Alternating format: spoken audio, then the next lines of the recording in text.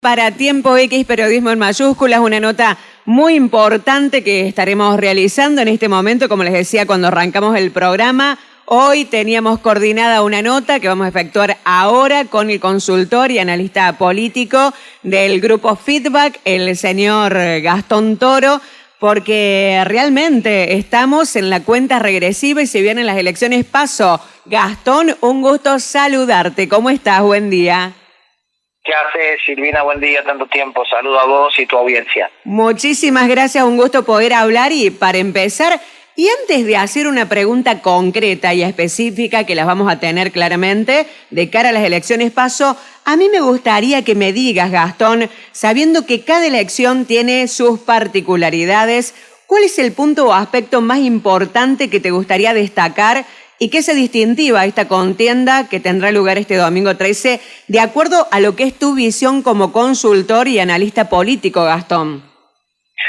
Bueno, excelente pregunta. Esta es la elección presidencial más importante de los últimos 60 o 70 años en la República Argentina. ¿Por qué lo digo? No las PASO, la presidencial, la de octubre. Obviamente que en el medio hay que cruzar las PASO. ¿Por qué? Porque una elección con una mesa de tres patas. O sea, ¿qué quiero decir? Que no es una elección típica presidencial de bipartidista. Acá va a haber tres actores partidarios, que uno es Juntos por el Cambio, otro es Unidos por la Patria, o sea, del kirchnerismo, que es el actual oficialismo nacional, y obviamente los libertarios encabezados por Javier Milei. O sea, es la primera vez que va a haber una contienda con tres puntas.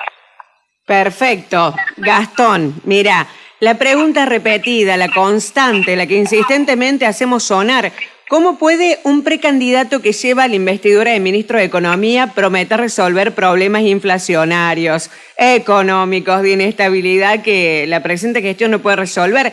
Más allá de que uno lo escucha a él y dice, yo asumí este cargo cuando nadie se quería tomar esta profunda responsabilidad, poniendo, digamos, por encima la intención de trabajar por conseguirlo. Lógicamente que estamos hablando de Sergio Massa. Son desafíos que se ponen los políticos en distintas elecciones. Este es un caso asombroso, el de Sergio Massa, Gastón. Sí, inclusive, bueno, a mí no me sorprende si uno va a los archivos hace exactamente un año atrás, cuando te hacía el micro de Corta la Bocha y vos eras una de mis seguidoras. Tiene que volver después. Sí, inclusive horas antes que él asumiera, sí, yo anticipé de que iba a fracasar Massa, cuando todo el mundo creía que iba a tener una inyección. Yo puse mis fundamentos de que la problemática no la iba a solucionar, principalmente porque se avecinaba un año electoral y muy difícil que haya confianza de inversores y los capitales en un año electoral. Y no hizo los ajustes que había que hacer. Primer punto. Segundo punto, sería la primera vez en caso de un supuesto triunfo del oficialismo, que dudo, porque inclusive yo tengo encuestas nuestras donde en realidad el Frente para la Victoria o el Unidos por Argentina, los nombres que, digamos, ahora es como que se puso de moda en los partidos. Unión por la Patria. Sí. Sí, Unión por la Patria, es decir, todos los partidos van cambiando los nombres. Pero bueno, es el oficialismo, el kirchnerismo. Lo veo muy difícil que sean competitivos en esta elección. Sí creo que de los candidatos que tenía o tiene el oficialismo, Massa, digamos, no le sobra mucho al oficialismo, ¿se entiende, Silvina? Sí. No tiene un abanico de candidatos como Juntos por el Cambio. Claro. Hay como que te diga que los libertarios le sobran candidatos. No, a los libertarios Javier Milei. Cuando a mí muchos periodistas me dicen, pero ¿por qué en las provincias no le fue bien? A ver, Javier Milei es un fenómeno que ya lo habló varias veces, sociológico, encausa el voto bronca. Bueno, al oficialismo no le sobra nada, entonces Massa me parece que era dentro de lo que tenían, lo más competitivo, pero dudo que llegue a un balotaje, ¿no? Perfecto. Yo me pregunto, ¿qué busca Juan Grabois con su precandidatura aquí? ¿Qué busca Juan Grabois? Juan Grabois, ahí dentro también de Unión por la Patria, los kirchneristas, digamos.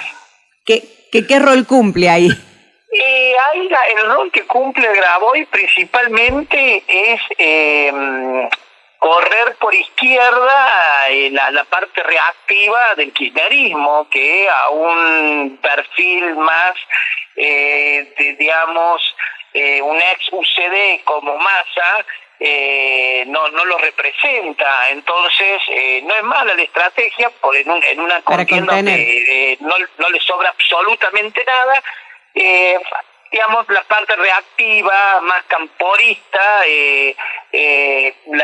digamos, la que encauzarían a través de Grabois. Claro, y que no se le vayan tanto a otros actores más de izquierda, podría ser. Exacto, para que no se le vaya por ahí caudales del 2%, 3%, que vuelvo a reiterar, no son las elecciones de Cristina Fernández de Kirchner del 2011, que ganaba por el 55%. O sea, acá en realidad cada punto en esta elección, inclusive para los tres partidos o los tres frentes, a ver, vamos a tener una elección donde nadie va a cruzar los 34 puntos. Es más, yo creo que Juntos por el Cambio es la que tiene una cosecha superior al 30%. Es lo que creo y lo que dicen las encuestas mías. Sí, tanto Milei como Massa veo muy difícil que crucen el 25%. Entonces, cada punto vale. Y en este caso, Grabois absorbe la parte más de izquierda y más combativa del kirchnerismo. Claro. Lo que pensaba por el lado de Patricia Bullrich y Horacio Rodríguez Larreta, que buscan un fin, los diferencia también el camino que tomarían para alcanzarlo. Yo quisiera hablar un poco aquí del dilema de las coaliciones, si a vos te parece y estás de acuerdo, Gastón, porque se arman estas coaliciones para ganar elecciones que luego son ellas mismas el principal obstáculo después para lograr objetivos planteados en el caso de que ganaran, ¿no es cierto? A eso me refiero, no solamente con ellos, sino ya las experiencias que venimos viendo aquí en el mundo también, cómo se convierten en propias oposiciones los mismos frentes que están, los mismos partidos que integran los frentes, digo. Sí, justamente anoche hablaba con un amigo político de ese tema. Es decir, yo soy un convencido, lo vengo diciendo desde hace 3 elecciones anteriores de PASO nacionales, donde me parece un excelente sistema las PASO para dirimir cuestiones internas y también para lista única cruzar los 500.000 votos, que es lo que sería el 1,5% del caudal electoral en Argentina. Entonces, ¿para qué sirven las PASO? Primero, para dirimir cuestiones internas de un partido, una gran interna, abierta, ordenada, de manera organizada por el Estado. Me parece perfecto. Por otro lado, quien nos junta el 1,5%, entonces, ¿qué pasa? Este domingo muchos electores, muchos ciudadanos van a ver Puerto Oscuro lleno de boletas. Bueno, ya en octubre se limpia todo eso, porque se le termina el negocio a muchos partidos que hacen el negocio de las boletas, impresión de boletas, y no cruzan el 1,5. ¿Qué quiero decir? Es muy buena las PASO. ¿En qué yo estoy en contra de las PASO? De hacerlo el mismo año electoral y pegado a la elección. Entonces, ¿por qué? En mi punto de vista, en el análisis, las PASO son elecciones que tendrían que estar un año antes, tendrían que estar 8 o 10 meses antes, justamente por lo que vos decís, para dirimir la cuestión interna de tu contrincante interno. Entonces da para pulir un montón de cosas. Y por otro lado, las PASO hoy es, y lo hemos visto en la elección de Macri en el 2019, es decir, es una inestabilidad económica, inclusive lo que va a pasar el lunes, acorde a cómo termine la elección del domingo. O sea, es muy inestable económicamente, y más para un país como Argentina, tener las PASO el mismo año que se elige presidente, y ni hablar a 2 meses, ¿no? Claro, como que genera como un temblorazo ahí en ese momento. Gastón, un temblor interno de los socios, o sea, el que estuviste diciendo que era un inútil, que era una paloma, la otra le estuviste diciendo que era un halcón, que era sanguinaria, que era antipique, y al otro día tenés que salir a decirle a los ciudadanos que somos hermanos, un matrimonio perfecto, entonces el ciudadano está harto, está pesadumbrado, está cansado. Por un lado ese es el problema de las PASO. Pero por otro lado, un tema económico, es decir, lo que produce en un país inestable. Imagínate que estamos a 5 días las PASO y obviamente sin plan en la mano, ni nada económico, saltó el dólar a 600 pesos, el dólar blue, que en realidad es el dólar que vale. O sea, claro. Acá dirá el ministro de Economía, o dirán algunos economistas pro-oficialistas, no, que el dólar oficial... A ver, el único dólar que hoy vale es el dólar, el blue. O sea... que está ahí cerquita del contado con liquidación, que son los que más se parecen. Sí, exacto, y el contado con liquidación. El resto, los otros 55 dólares, 100 o 200, 500 tipos de monedas distintas que han inventado el dólar no existen. Entonces es muy inestable las PASO en un país tan complejo como el nuestro, tenerlo el mismo año electoral. Pero bueno, este es un análisis más largo. Tal cual. Pero es respondiendo a tu pregunta, ¿cómo se hace? Bueno, eso, al otro día sale el matrimonio, digamos... ¿Cómo nos queremos? Era Pimpinela y después en la familia Ingalls el lunes. Ay, permíteme que no puedo con el ejemplo, Gastón. Ay, Dios mío, está bueno ese ejemplo. Uno es creativo y metafórico, ¿no? Está bueno, me morí con el ejemplo. Ahora, me voy de tema. Gastón, lo que pensaba, porque más allá que somos conscientes de cuáles son los candidatos que tienen más fuerza, porque aparte estamos hablando de una elección nacional, te tienen que conocer en todas las provincias, en todos los rincones del país para poder votarte. Yo digo, Juan Schiaretti, ¿qué significa su candidatura en estas PASO? En el último tiempo se lo ha visto más con más presencia en programas televisivos nacionales, pero sobre todo lo que ha hecho es marcar territorio en Córdoba. Argentina es grande, repito, Gastón. ¿Cómo interpretás? ¿Cuáles son los objetivos de base o los principios fundamentales de esta elección? ¿La de Juan Schiaretti o en general? Sí. No, la de Juan Schiaretti. Es muy buena estrategia. En realidad, Juan Schiaretti, a ver, vuelvo a reiterar, las PASO determinan el 1,5 es el piso, o sea, si no junte el 1,5% a nivel nacional, no pasa octubre. El 1,5 aproximadamente para la mayoría de la gente son 500.000 votos. Bueno, el que garante, digamos, o sea, a Schiaretti con Córdoba le alcanza con cruzar el 1,5, ¿se entiende, no? Sí, sí. Entonces, ¿qué significa en este contexto, en una elección tan reñida, donde inclusive quien cruce el balotaje no va a cruzar con 40 versus 43 puntos? No, van a cruzar, va a ser una elección de tercios, va a ser una elección compleja, distinta, por eso es la elección más a los que amamos la comunidad, la política, y amamos digamos, todo lo que son las cuestiones electorales.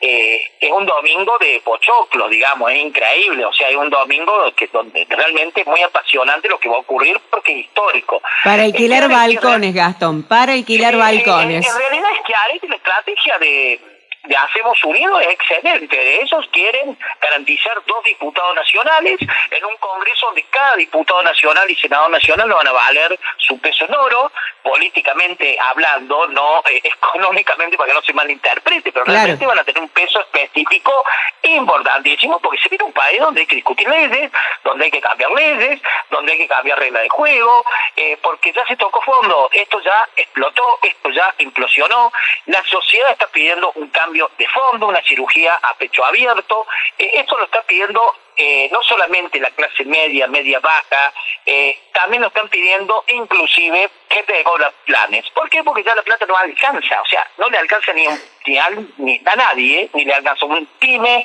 ni al asalariado, no le alcanza a un jubilado y no le alcanza tampoco a quien cobra planes sociales. Entonces, ¿cuál es la estrategia de Schiaretti? Es muy buena la estrategia. Es que ellos con Córdoba, en el interior del país obviamente no es conocido. Yo he hecho encuestas donde Gerardo Morales no lo conoce el casi el 90% de la sociedad argentina, y eso que tuvo mucha trascendencia con el caso Milagro Sala. Es muy difícil que el ciudadano te tenga en el radar. ¿Entendés? El ciudadano está viendo quién es Pepe y quién es Juan en política, no le interesa.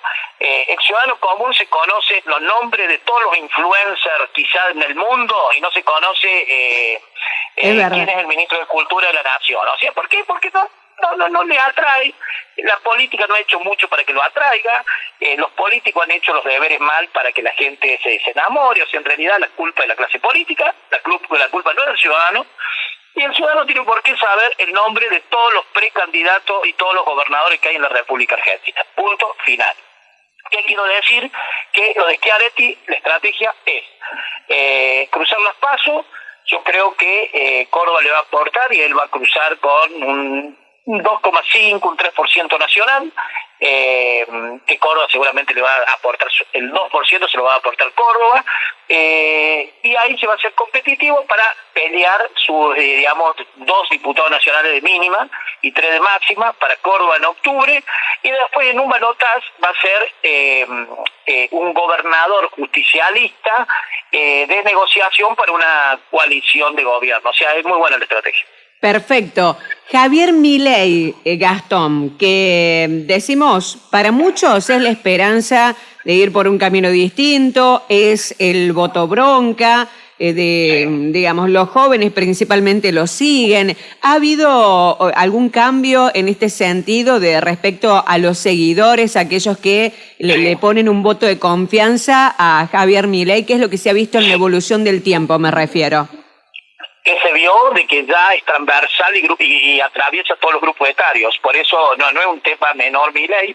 Milei comenzó hace más de 1 año y medio, donde cautivó lo que en algún momento cautivó al kirchnerismo, y ahí se armó la cámpora, que ahora ya no son tan chicos, son todos de 40, 30 y pico, y Milei, el voto, digamos, el joven revoltoso, el segmento, uno de los más complejos de seducir en la comunicación política es el segmento de 16 a 25, y yo siempre dije que cambió ese segmento y el que dentro del hogar tracciona votos. Es lo que hace 50 años atrás era el abuelo, o sea, el adulto mayor era el que traccionaba hacia abajo en una familia. Bueno, hoy el joven es el que tracciona votos en un núcleo familiar.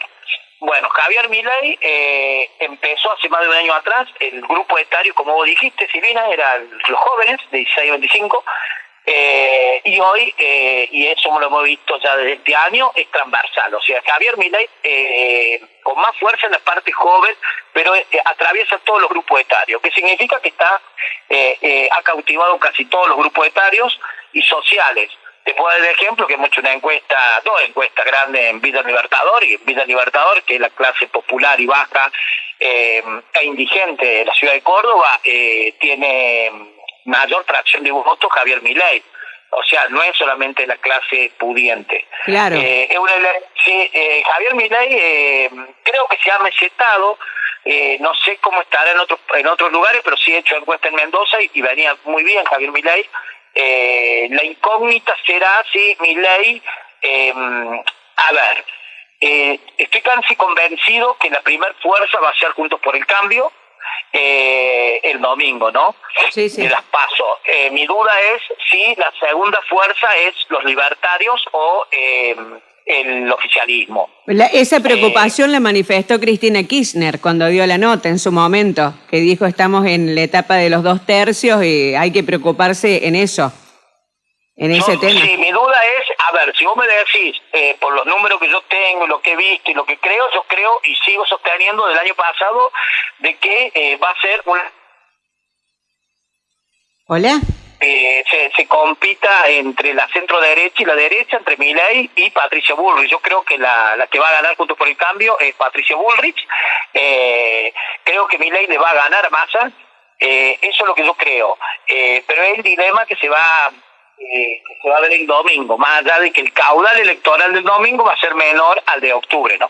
Claro, mira, ahí me decís algo, me das un dato cuando me citas el nombre de Patricia Bullrich, porque yo quiero preguntarte, Gastón, pensando en la importancia de estas elecciones en el siguiente sentido. Lo que ocurra con Juntos por el Cambio en estas PASO puede ser que tenga efectos que impacten de diferentes formas en el caso de si elegida Patricia Bullrich, si es elegido Horacio Rodríguez Larreta. Me refiero a los efectos de que algunos dicen si gana Horacio Rodríguez Larreta, votantes de Juntos por el Cambio se podrían inclinar por Javier Milei, por ejemplo. ¿Cuál es tu visión? ¿Decís eso podría pasar? Es decir, como que tienen compatibilidad de votantes, Javier Milei y Patricia Bullrich, y ahí tendría que decidirlo bien el elector.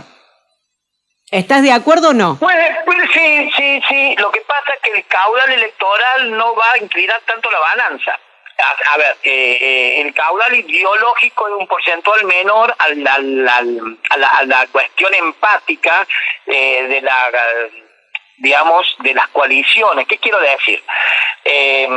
Suponete, obviamente que 2 más 2 por ahí en política o en la construcción no es 4, pueden ser 3, pero yo creo que la mayoría va a respetar quién va a ganar la elección de Juntos por el Cambio. Es real que hay votantes de Milei que capaz de no votar a Bullrich, que son los más ideologizados, que yo lo que te estoy diciendo es que el porcentual no es para inclinar una balanza, digamos, puede ser el 2%, el 1%, el 3%, no va a incidir tanto. Y el de Patricia Bullrich, es cierto, hay votantes de Patricia Bullrich que por ahí se puede inclinar a Milei. Pero bueno, eso se va a ver en el desarrollo principalmente de cómo queda. Ayer la foto de Macri con los dos precandidatos es muy buena, hay una muy buena señal, o sea, eso es maduración política, es muy buena estrategia y yo la aplaudo como consultor político, pero por ejemplo sacarse la foto es un mensaje fuerte porque Macri se saca la foto como un conductor, como el creador del PRO, digamos, pero la foto con los dos precandidatos me parece una foto muy madura. Y es un mensaje muy interesante lo que va a ocurrir el lunes por Juntos por el Cambio. Se está discutiendo poder, Silvina. Tal cual. Acá se está discutiendo mucho poder y se está discutiendo, por lo menos Juntos por el Cambio, está discutiendo fuertemente la destrucción principalmente del populismo y del kirchnerismo, ¿no? O sea, no se está discutiendo 4 años, acá se está discutiendo 8 o 12 años por delante, ¿no? Sí, esa es la parte importante. Gastón, mira, yo una reflexión quiero pedir en este caso porque en la radio suelo interpretar o a veces hablo con la gente, te quiero decir 2 cositas. Una entre paréntesis muy chiquita que no tiene ningún dato duro, pero es una conversación. El otro día estaba en una peluquería, Gastón, y me dice una peluquería masculina, y me dice, acá viene gente todo el día, Silvina.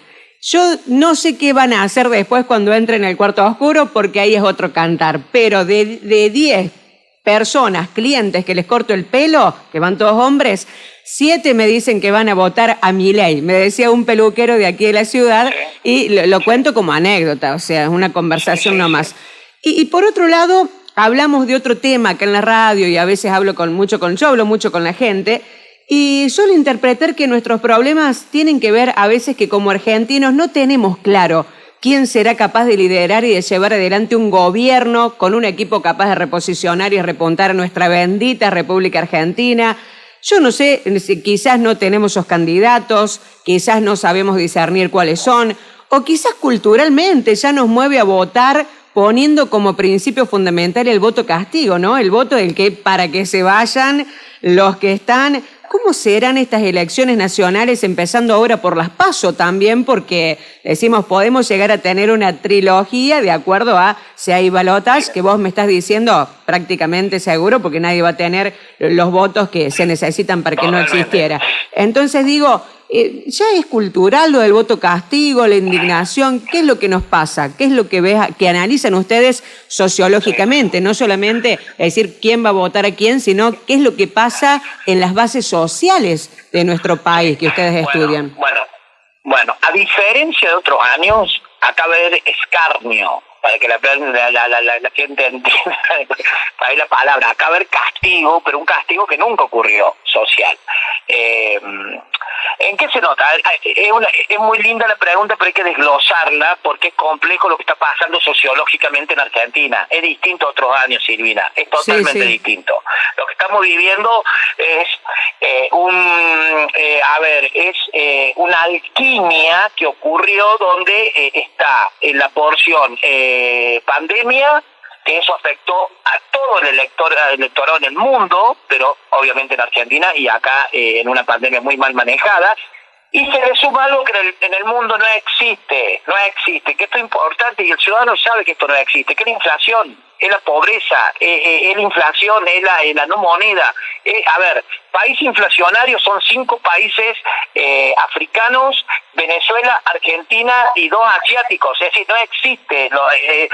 De 500 países del mundo, solo 10 tienen inflación, ¿se entiende? Sí, sí, sí. A ver, si vamos a Perú, tiene el 1,5 anual. Si vamos a Brasil, tiene el 1%. Si vamos a Chile, hay deflación en algunos casos. O sea, no nos vayamos a Europa. Los vecinos nuestros no tienen inflación, salvo Venezuela y Argentina. Bueno, esta es la realidad. Entonces, esa es la alquimia que se juntó en Argentina, distinto a otros. Este no es el se vayan todo del 2001. ¿Se entiende? Es otra realidad, otro escenario. Acá se le agregó un encierro, se le agregó una pandemia, se le agregó toda la vergüenza que ocurrió de funcionarios nacionales, que lo hemos visto, se vio, y además otra cosa, hace 30 años atrás, en el 2001, no existía la hipercomunicación, no existían las redes sociales. ¿Qué quiero decir? Que todos los argentinos vimos como un papá no pudo despedir a su hija. Todos los argentinos vimos como un papá quiso cruzar con su hija en el espacio. La pandemia no fue olvido, como creen los políticos. El ciudadano se olvidó de la pandemia, no se olvidó del encierro que lo tuvieron durante más de un año. No se olvidó de eso. Entonces, ¿por qué hago introducción en la pandemia? Porque eso, agregado a la crisis económica que está ocurriendo, este año el ciudadano va a castigar duro en el cuarto oscuro. Por eso yo no creo lo que muchos desinflan a Javier Milei. Estoy en coincidencia lo que vos escuchaste en esa peluquería, muchos votantes de Milei. Y desglosando tu gran pregunta, que es tan abarcativa y tan compleja, porque la verdad que por ahí hacer un análisis en 5 minutos de la sociedad argentina es casi un imposible, pero voy a tratar y que principalmente lo entiende el oyente.